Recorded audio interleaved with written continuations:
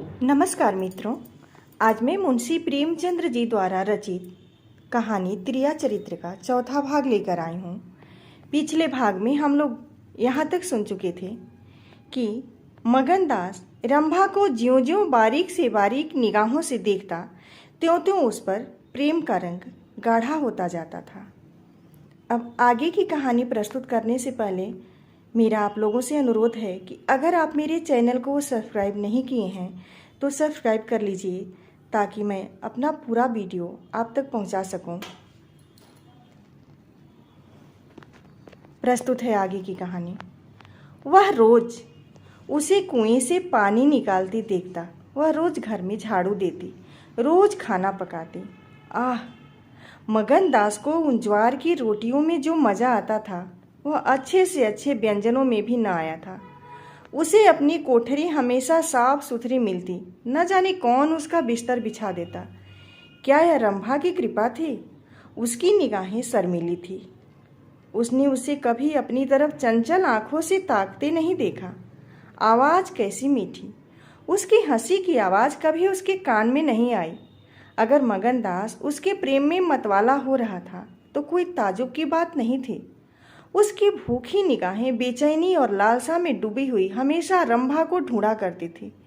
वह जब किसी गांव को जाता तो मीलों तक उसकी जिद्दी और बेताब आंखें मुड़ मुड़ कर झोपड़े के दरवाजे की तरफ आती।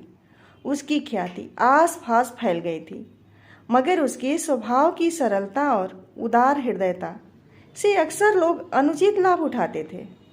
इंसाफ पसंद लोग तो स्वागत सत्कार से काम निकाल लेते और जो लोग ज़्यादा समझदार थे वे लगातार तकाजों का इंतजार करते। चूँकि मगनदास इस फन को बिल्कुल नहीं जानता था, बावजूद दिन रात की दौड़ धूप के बाद भी गरीबी से उसका गला न छूटता। जब वह रंभा को चक्की पीसते हुए देखता तो गेहूं के साथ उसका दिल भी पिस जाता था। वह कुएं से पानी निकालती तो उसका कलेजा निकल आता। जब वह पड़ोस की औरतों के कपड़े सीती तो कपड़ों के साथ मगनदास का दिल छिद जाता, मगर कुछ बस था न काबू। मगनदास की हृदय वेदी दृष्टि को इसमें तो कोई संदेह नहीं था कि उसके प्रेम का आकर्षण बिल्कुल बेअसर नहीं है, वरना रंभा की उन वफा से भरी हुई खातिरदारियों की तुक वह कैसे बिठाता। वफा ही वह जादू है, रूप के गर्व का सिर नीचा कर सकता है, मगर प्रेमिका के दिल में बैठने का मादा उसमें बहुत कम था। कोई दूसरा मनचला प्रेमी अब तक अपने वशीकरण में कामयाब हो चुका होता, लेकिन मगनदास ने दिल आशिक का पाया था और जुबान मासूक की। एक रोज शाम के वक्त चंपा किसी काम से बाजार गई हुई थी और मगनदास हमेशा की तरह चारपाई पर पड़ा सपने देख रहा था। रंभा अद्भुत छटा के साथ आकर उसके सामने खड़ी हो गई। उसका भोला चेहरा कमल की तरह खिला हुआ था और आंखों से सहानुभूति का भाव झलक रहा था।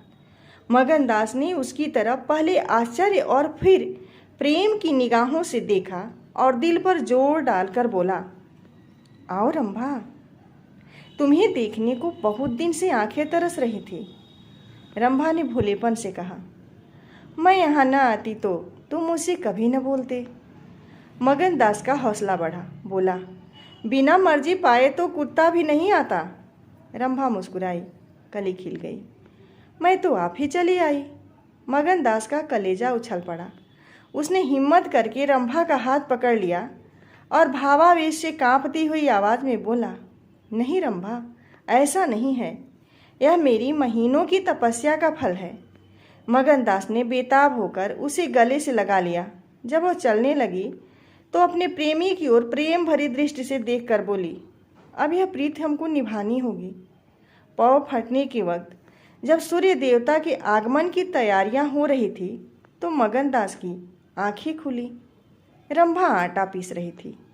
उस शांतिपूर्ण सन्नाटे में चक्की की घूमर घूमर बहुत सुहानी मालूम होती थी और वह उसके सुर से सुर मिलाकर अपने प्यारे ढंग से गा रही थी।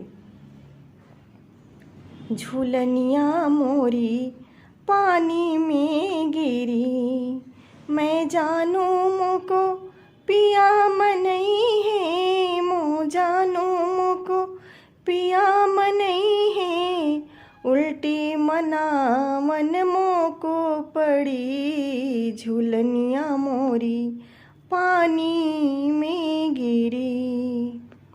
साल भर गुजर गया। मगनदास की मोहब्बत और रंभा के सलीके ने मिलकर उस वीरान झोपड़ी को कुंज बाग बना दिया। अब वहाँ गायें थी, फूलों की क्यारियाँ थी और कई देहाती ढंग के मोढ़े थे। सुख सुविधा की अनेक चीज़ें दिखाई पड़ती थी। एक रोज सुबह के वक्त मगनदास कहीं जाने के लिए तैयार हो रहा था कि एक संभ्रांत व्यक्ति अंग्रेजी पोशाक पहने उसे ढूंढता हुआ आ पहुंचा और उसे देखते ही दौड़कर गले से लिपट गया। मगनदास और वह दोनों एक साथ पढ़ा करते थे। अब वह वकील हो गया था। मगनदास ने भी अब पहचाना और कुछ झेपता हुआ और कुछ झिझकता हुआ उससे गले लिपट गया। बड़ी देर तक दोनों दोस्त बातें करते रहे। बातें क्या थी? घटनाओं और संजोगों की एक लंबी कहानी थी। कई महीने हुए सेठ लगन का छोटा बच्चा चेचक की नज़र हो गया। सेठ जी ने दुख के मारे आत्महत्या कर ली और अब मगनदास सारी जायदाद, कोठी, इलाके और मकानों का एक छत्र स्वामी था। सेठानियों में आपसी झगड़े हो रहे थे। कर्मचारियों ने गबन को अपना ढंग बना रखा था। बड़ी सेठानी उसे बुलाने के लिए खुद आने को तैयार थी, मगर वकील साहब ने उन्हें रोका था। तब मगनदास ने मुस्कुरा कर पूछा, तुम्हें क्यों कर मालूम हुआ कि मैं यहाँ हूँ? तो वकील साहब ने फरमाया, महीने भर से तुम्हारी टोह में हूँ। सेठ मक्खनलाल ने अता पता बतलाया। तुम दिल्ली पहुँचे और मैंने अपना महीने भर का बिल पेश किया। रंभा अधीर हो रही थी कि यह कौन है और इनमें क्या बातें हो रही हैं। 10 बजते बजते वकील साहब मगनदास से 1 हफ्ते के अंदर आने का वादा लेकर विदा हुए। उसी वक्त रंभा आ पहुंची और पूछने लगी, ये कौन थे? इनका तुमसे क्या काम था? मगनदास ने जवाब दिया, यमराज का दूत। रंभा, क्या असगुन बकते हो? मगन, नहीं नहीं रंभा, यह असगुन नहीं है, यह सचमुच मेरी मौत का दूत था। मेरी खुशियों के बाग को रौंदने वाला, मेरी हरी भरी खेती को उजाड़ने वाला। रंभा, मैंने तुम्हारे साथ दगा की है। मैंने तुम्हें अपनी फरेब के जाल में फंसाया है। मुझे माफ़ कर दो। मोहब्बत ने मुझसे यह सब करवाया। मैं मगन सिंह ठाकुर नहीं हूँ। मैं सेठ लगन दास का बेटा और सेठ मक्खन लाल का दामाद हूँ। मगन दास को डर था कि रंभा यह सुनते ही चौंक पड़ेगी और शायद उसे जालिम दगाबाज कहने लगे, मगर उसका ख्याल गलत निकला। रंभा ने आंखों में आंसू भरकर सिर्फ इतना कहा, तो क्या तुम मुझे छोड़कर चले जाओगे? मगनदास ने उसे गले लगाकर कहा, हाँ। रंभा, क्यों? मगन, इसलिए कि इंदिरा बहुत होशियार, सुंदर और धनी है। रंभा, मैं तुम्हें न छोड़ूंगी। कभी इंदिरा की लौड़ी थी, अब उनकी सौत बनूंगी।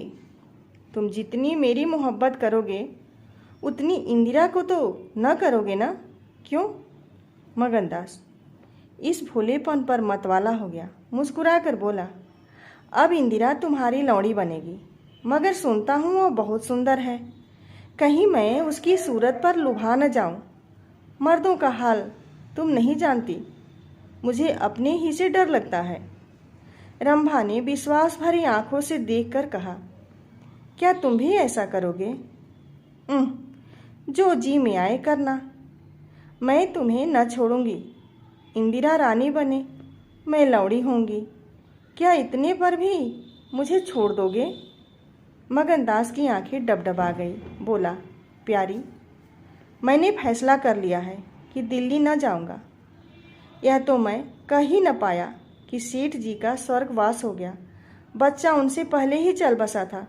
अफसोस, सेठ जी के आखिरी दर्शन भी न कर सका। अपना बाप भी इतनी मोहब्बत नहीं कर सकता। उन्होंने मुझे अपना वारिस बनाया है। वकील साहब कहते थे कि सेठानियों में अनबन है, नौकर चाकर लूट मार मचा रहे हैं। वहाँ का यह हाल है और मेरा दिल वहाँ जाने पर राजी नहीं होता। दिल तो यहाँ है, वहाँ कौन जाएगा? रंभा जरा देर तक सोचती रही, फिर बोली, तो मैं तुम्हें छोड़ दूंगी। इतने दिन तुम्हारे साथ रही, जिंदगी का सुख लूटा। अब जब तक जीऊंगी इस सुख का ध्यान करती रहूंगी। मगर तुम मुझे भूल तो न जाओगे? साल में एक बार देख लिया करना इसी झोपड़े में आकर। अब आगे की कहानी मैं अगले वीडियो में लेकर आऊँगी। अगर आपको यह कहानी पसंद आई हो तो आप लाइक कमेंट ज़रूर कीजिए।